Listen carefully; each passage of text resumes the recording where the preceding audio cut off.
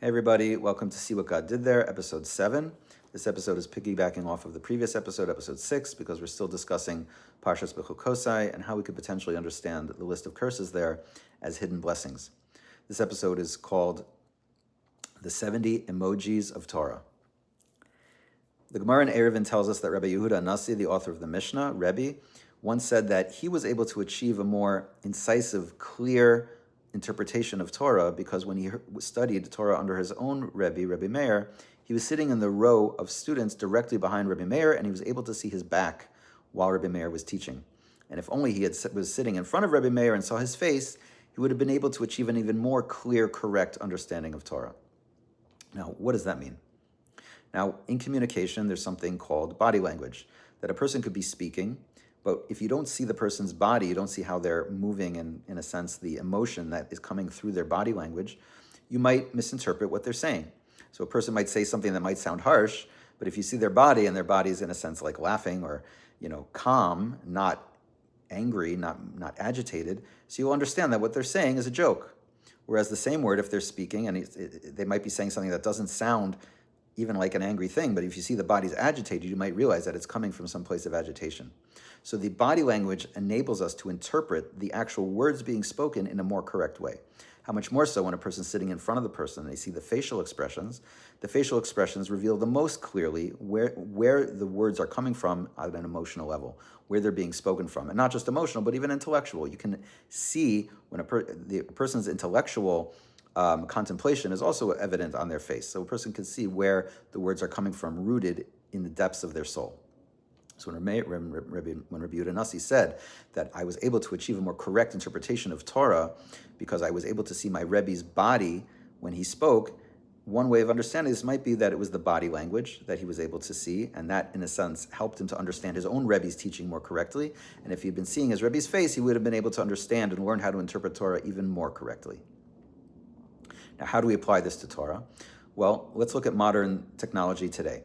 When we text each other, it's very common knowledge that a person can text the same words to two different people, and one person will interpret it as a joke, another person will interpret it as an insult, because we don't see the face, we don't see the emotions behind it. This is why we add emojis to our texting, because the emoji reveals to the person what we're actually really trying to say. So the same thing could be applied to Torah. There's verses in Torah which may seem harsh, but we don't have an emoji. If we had an emoji Bible, we could potentially see where was God speaking from in his own emotions, so to speak, when he said this.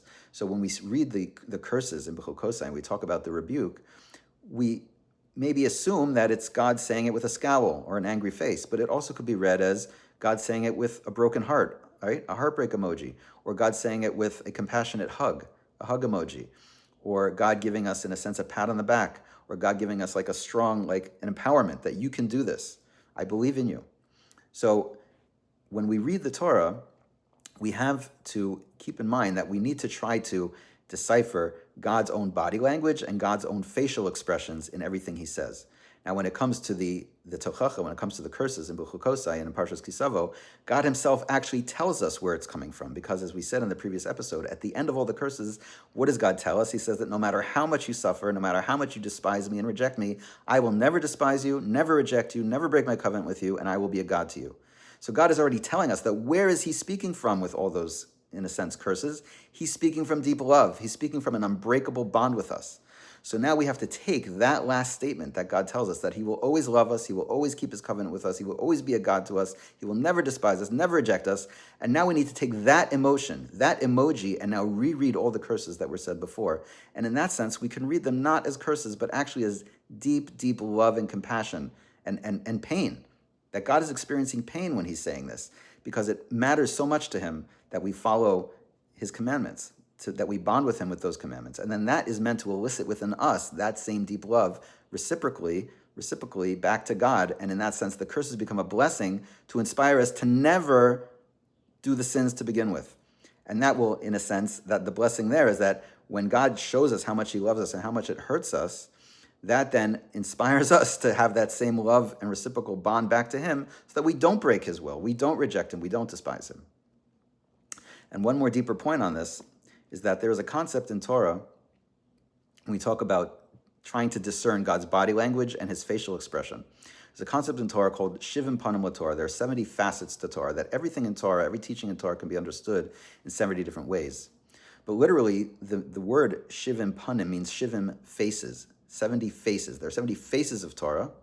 And panim, face, is the same word as panim, which means the inner world. Why? Because as we said before, the panim, the face, reveals the panim, the inner world that's going on in the person. So when we talk about understanding the shivim panim of Torah, the 70 faces of Torah, we're trying to discern is what are the 70 different possible ways of understanding God's emotions behind every single teaching in Torah.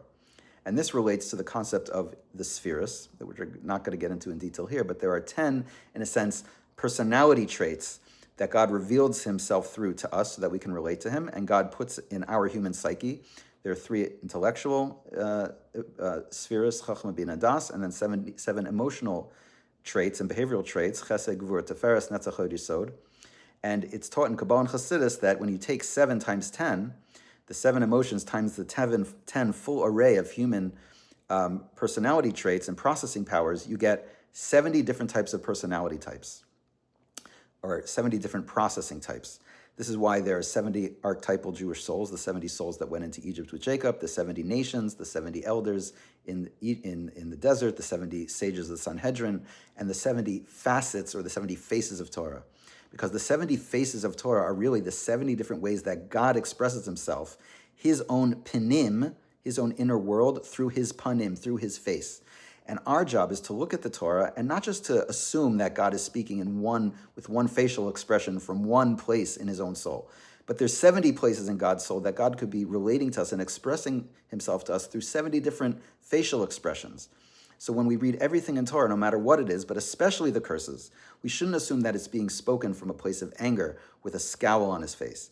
But we need to come from the starting point that God is speaking from a deep place of love and compassion and yearning for us, and that itself will elicit within us that love and compassion and yearning for God, and create that unbreakable bond, and that will remove even the thought of ever sinning and ever having to even think of experiencing something that might be remotely like a curse.